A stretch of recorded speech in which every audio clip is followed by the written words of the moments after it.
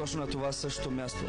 Не знам дали си претърпял някаква катастрофа от някъде, обаче имаш болка в тази област. Ти ли си, братко?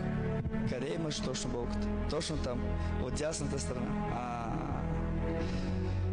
Ела тук да се помоля. Не искаш ли да излезеш ти, а? Искаш ли болката да те напусне? Кога е станала тази катастрофа? При колко време? 2009 година. Тогава имаш болки. Стигни си ръцете към Исус. Затвори си очите.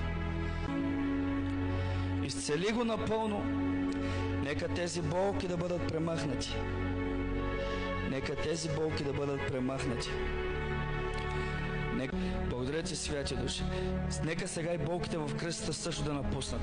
Болките в кръста нека да напуснат и те. Халелуя. Се развиждаш, братко. Искам да направиш малко фитнес с мен. И да ми кажеш дали имаш болки. Тазове, кръст.